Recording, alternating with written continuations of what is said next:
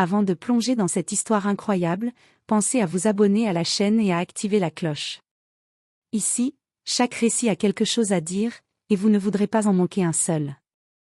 Dans l'éclat doré de son penthouse surplombant la ville, Ariel Dupont, milliardaire reconnu pour sa réussite dans la mode et la philanthropie, tenait entre ses mains un ancien collier de famille.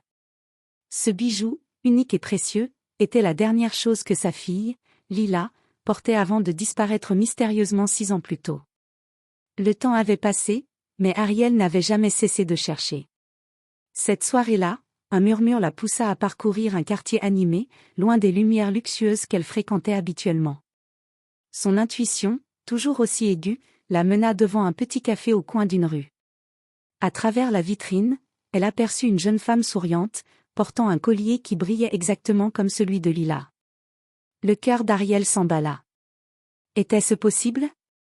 Sa fille, qu'elle croyait perdue à jamais, travaillait maintenant comme serveuse, inconsciente de l'identité de sa mère. Chaque mouvement de Lila rappelait à Ariel les souvenirs du passé, son rire, ses gestes, et cette énergie qui ne l'avait jamais quittée. Les années de séparation fondaient comme neige au soleil. Mais cette réunion ne serait pas simple. Lila, endurcie par la vie et par les épreuves, ignorait encore la vérité sur ses origines et la fortune de sa mère. Le collier était la clé, mais la route pour recoller les morceaux du passé allait demander du courage, des larmes et des révélations surprenantes.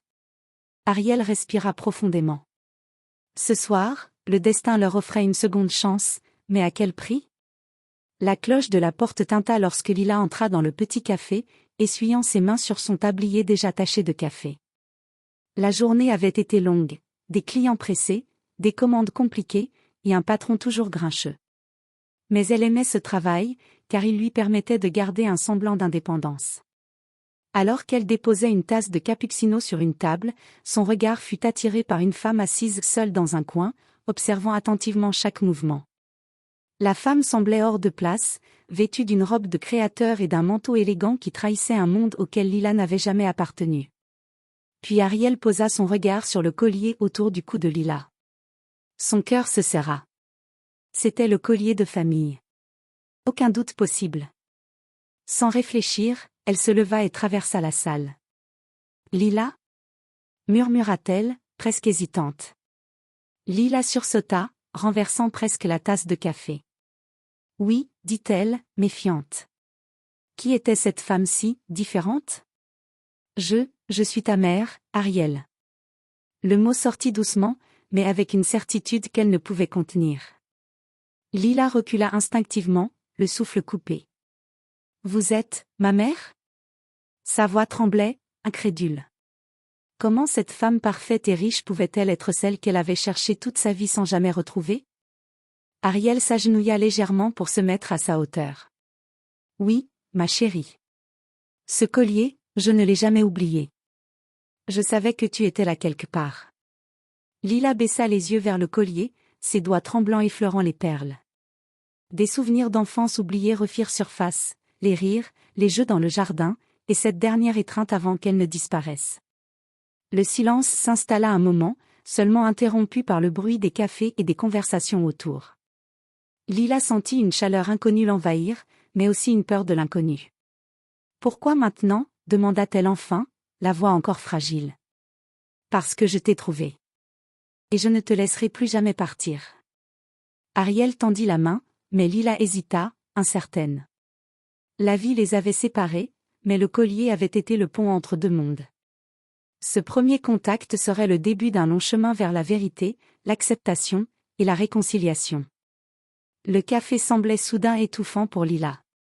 Ses mains tremblaient légèrement en serrant le collier, tandis que ses yeux ne quittaient pas le visage d'Ariel. Comment pouvait-elle croire à ce qu'elle venait d'entendre?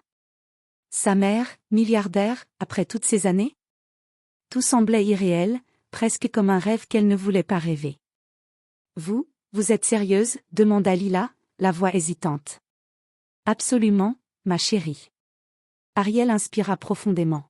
« J'ai passé toutes ces années à te chercher, et maintenant je t'ai trouvé. » Lila secoua la tête. Ses émotions se bousculaient, colère, soulagement, peur et curiosité. Pourquoi ne pas m'avoir cherché plus tôt? Pourquoi m'avoir laissée, seule? Ariel sentit son cœur se briser à nouveau. J'ai tout fait, Lila. Mais la vie, elle m'a volé des réponses. Chaque piste que je trouvais s'évanouissait. Je ne voulais jamais que tu souffres. Lila détourna le regard, incapable de contenir ses larmes. Elle pensait avoir appris à survivre seule, à devenir indépendante, et voilà que sa mère revenait avec un monde qu'elle ne connaissait pas et qu'elle ne savait pas comment accepter.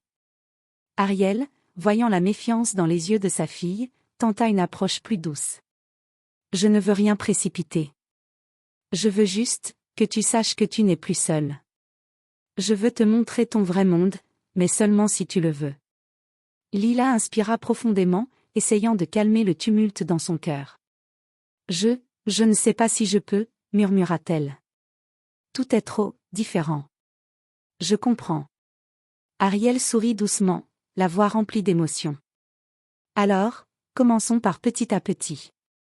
Nous parlerons, nous apprendrons à nous connaître à nouveau. Pas de pression, pas de promesses impossibles. Juste, toi et moi. Lila posa une main sur le collier, comme pour confirmer que la réalité s'imposait enfin à elle. Le chemin serait long, et les blessures profondes. Mais pour la première fois depuis 6 ans, elle sentit une lueur d'espoir, sa mère était là, et le collier, ce symbole de leur lien, pourrait être le début d'une nouvelle vie pour elles deux. Le lendemain, Ariel invita Lila à la suivre.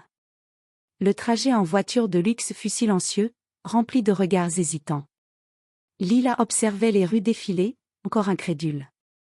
Tout ce qu'elle connaissait de la richesse se limitait à des images dans des magazines, maintenant, elle était plongée dans ce monde. Arrivée devant le Penthouse scintillant, Lila resta immobile, bouche bée. Des lustres étincelants, des œuvres d'art moderne et des meubles sculptés illuminaient chaque recoin. Ariel, voyant son émerveillement mêlé à de la méfiance, s'avança. « Bienvenue chez toi, Lila. »« Enfin, chez moi. » Lila fit quelques pas, touchant nerveusement un canapé en cuir blanc. Elle sentit un mélange de fascination et de peur. Tout cela semblait inaccessible, presque irréel. « C'est tellement, » balbutia-t-elle. « Oui. Et je veux que tu saches que tu as le droit d'être intimidée. Mais ici, tu n'as rien à prouver à personne. » Ariel l'emmena ensuite dans une pièce remplie de photos de Lila enfant, souriante, jouant dans le jardin, portant le collier que Lila avait aujourd'hui autour du cou. Les larmes montèrent aux yeux de Lila. « Vous avez gardé toutes ces photos ?» murmura-t-elle. « Chaque instant, ma chérie. Je n'ai jamais cessé de penser à toi. » Puis, Ariel proposa un dîner privé. Mais Lila, encore méfiante, se retira dans un coin, observant ce monde qu'elle ne connaissait pas. « Je ne sais pas si je peux faire partie de ce monde. » dit-elle doucement. « Je ne te demande pas de le faire tout de suite. Je veux juste que tu saches que c'est ton choix. Mais ce que je veux vraiment, c'est que nous reconstruisions ce lien perdu. » Ariel posa une main sur celle de sa fille. Lila sentit une chaleur familière et protectrice, qu'elle avait oubliée. Le chemin serait long, semé de doutes, de peurs et de souvenirs douloureux, mais une porte venait de s'ouvrir vers un futur qu'elles pourraient construire ensemble. Alors qu'elles s'asseyaient face à face, le collier scintillait doucement sous la lumière des lustres. Il était le symbole de leur lien, de leur séparation et maintenant, de leur nouveau départ. Quelques jours après leur réunion, Lila commençait doucement à s'acclimater à la vie de sa mère. Mais son passé, qu'elle croyait enfoui, refit surface de manière inattendue. Alors qu'elle aidait Ariel à organiser un événement caritatif, une femme s'approcha d'elle, un sourire en coin et un regard glacial. « Lila, ça fait longtemps. » La voix était pleine de mépris. Lila recula, surprise. Elle reconnut immédiatement Marion, une ancienne collègue du café où elle avait travaillé avant de disparaître. Marion avait toujours été jalouse de Lila, et elle semblait maintenant déterminée à semer le trouble. « Qu'est-ce que vous voulez ?» demanda Lila, méfiante. « Oh, rien, juste rappeler à certains que certaines filles ne devraient pas se croire au-dessus des autres, » répondit Marion en jetant un regard vers Ariel, subtilement menaçant. Ariel, remarquant la tension, s'avança calmement. « Qui êtes-vous et pourquoi importunez-vous ma fille ?» demanda-t-elle, la voix ferme mais maîtrisée. Marion ricana. Je sais tout sur ton secret, et je sais qu'elle ne mérite pas ce monde dans lequel elle est tombée. Le cœur de Lila se serra. Marion insinuait qu'elle connaissait des détails de son passé qu'elle n'avait jamais révélés. La peur s'installa. Allait-elle perdre sa mère à cause de cette femme? Allait-elle tout perdre à nouveau? Ariel, sans montrer la moindre inquiétude, posa une main protectrice sur l'épaule de sa fille. Rien ni personne ne t'enlèvera à moi. Si tu me fais confiance, je gérerai tout. Mais Lila savait que ce n'était que le début. Le passé ne disparaît jamais vraiment. Et maintenant, un secret ancien, peut-être lié à sa disparition ou à des ennemis inconnus, menaçait de détruire le fragile pont qu'elle avait commencé à reconstruire avec sa mère. Le collier autour de son cou sembla vibrer légèrement, comme pour lui rappeler que même dans les moments les plus sombres, le lien entre elles deux était plus fort que tout. Mais pour combien de temps? Le lendemain, Lila était bouleversée. Marion avait commencé à semer des rumeurs dans le cercle social de sa mère, insinuant que Lila ne faisait pas partie de ce monde et qu'elle avait un passé trouble. Les murmures se répandaient comme une traînée de poudre, et même certains partenaires d'affaires d'Ariel semblaient douter. « Je ne comprends pas pourquoi elle fait ça », murmura Lila, la voix tremblante. « Parce que certaines personnes veulent détruire ce qu'elles ne peuvent pas atteindre. » Répondit Ariel, implacable mais calme. Ariel décida qu'il était temps de confronter Marion directement. Elles se rendirent ensemble au café où Marion travaillait encore à temps partiel, sous le prétexte de prendre un café. Marion, commença Ariel d'une voix glaciale, assez de mensonges. Tu t'attaques à ma fille. Tu vas tout arrêter. Maintenant. Marion éclata d'un rire sarcastique. Oh, vraiment? Et que feras-tu? Me montrer ton argent? Tes contacts? Tu ne peux pas effacer le passé de Lila. Lila, pour la première fois depuis longtemps, sentit la colère monter en elle. Assez! Cria-t-elle. Tu ne me connais pas. Et tu ne sais rien de ce que j'ai traversé. Laisse-moi tranquille. Le visage d'Ariel s'adoucit alors qu'elle posa une main sur celle de sa fille. Regarde-toi, Lila. Tu es forte. Tu n'as plus à te cacher. Et tu n'as plus à laisser personne te diminuer. Marion, déstabilisée par la détermination et l'unité des deux femmes, recula. Vous ne savez pas ce que vous perdez, murmura-t-elle avant de s'éclipser, vaincue pour le moment. Lila respira profondément, sentant le poids des années de doute et de peur se dissiper lentement. Pour la première fois depuis des années, elle se sentit protégée et soutenue, et surtout, capable de se tenir fièrement aux côtés de sa mère. Le collier autour de son cou scintillait doucement sous la lumière du café, symbole de leur lien indestructible. Ce n'était pas seulement un bijou, c'était une preuve de résilience, d'amour et de retrouvailles. Mais même si Marion était partie, Lila savait que le chemin pour retrouver pleinement sa place dans la vie de sa mère serait semé d'embûches. Le monde extérieur pourrait être cruel, mais tant qu'elles étaient ensemble, rien ne pourrait les détruire.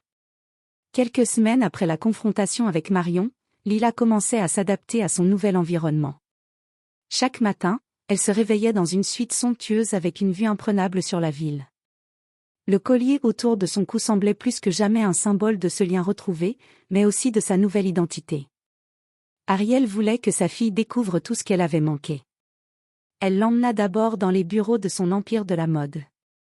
Lila observait fascinée les créateurs, les designers et les employés qui s'affairaient autour de croquis, d'échantillons et de collections inédites. « Je veux que tu saches, Lila, » dit Ariel en souriant, « que tu fais désormais partie de tout cela. Pas seulement comme ma fille, mais comme une héritière et une force de ce que nous avons construit. » Lila sentit un mélange de fierté et d'appréhension. Elle n'était pas née dans ce monde, elle avait grandi dans la simplicité et les luttes quotidiennes. Pourtant, elle commençait à comprendre que la richesse ne définissait pas son cœur ni sa valeur, et que sa mère voulait partager cela avec elle, sans la brusquer. Le soir, Ariel organisa une rencontre avec des partenaires d'affaires influents, et Lila fut invitée à prendre la parole. Son cœur battait à tout rompre. Mais lorsqu'elle évoqua son parcours, sa voix tremblante mais ferme toucha tout le monde. Son authenticité et sa sincérité firent naître un respect immédiat. Après la réunion, Ariel la prit dans ses bras. « Tu vois ? Tu es plus forte que tu ne le penses. » Lila sourit, sentant une chaleur réconfortante l'envahir.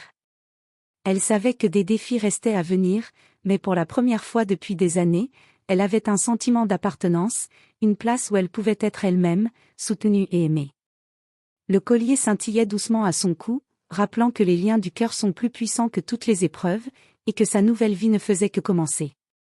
Quelques mois plus tard, Lila commençait à trouver sa place dans la vie luxueuse et exigeante de sa mère. Elle avait appris à naviguer entre les obligations sociales, les affaires et ses propres rêves. Mais le destin avait encore une dernière épreuve à lui présenter. Un soir, alors qu'elle rentrait d'un gala, Ariel reçut un appel. Une information inquiétante sur le passé de Lila venait de refaire surface. Quelqu'un, profitant de la notoriété de la famille, menaçait de révéler un ancien secret concernant la disparition de Lila. La vérité pourrait choquer le public et mettre Lila dans une position vulnérable. Lila sentit son cœur se serrer, mais Ariel lui prit la main. Peu importe ce que les autres disent ou pensent. Nous avons traversé trop de choses pour laisser la peur décider pour nous. Le lendemain, face à cette menace, Lila prit une décision courageuse. Elle organisa une conférence avec la presse et ses proches, révélant la vérité sur sa disparition passée, les épreuves qu'elle avait traversées et son lien retrouvé avec sa mère. Elle parla avec franchise, sans peur, et avec une dignité qui surprit tout le monde. Les médias, au lieu de juger, furent touchés par sa sincérité et son courage. Ceux qui avaient voulu l'humilier ou profiter de sa vulnérabilité furent éclipsés par le respect qu'elle avait gagné. Ariel, les yeux brillants de fierté, la prit dans ses bras après la conférence. « Tu as choisi la vérité et le courage. Je suis tellement fière de toi. » Lila sourit, le collier scintillant doucement à son cou, symbole de leur lien indestructible. Après tant d'années de séparation, de peur et d'incertitude, elles avaient retrouvé non seulement leur amour, mais aussi leur force commune. Le passé était derrière elles, les obstacles surmontés, et un nouveau départ s'offrait à elles, rempli d'espoir, d'amour et de promesses pour l'avenir. Et dans ce moment de paix retrouvée, Lila sut que peu importe ce que la vie leur réserverait, elle et sa mère seraient unies pour toujours.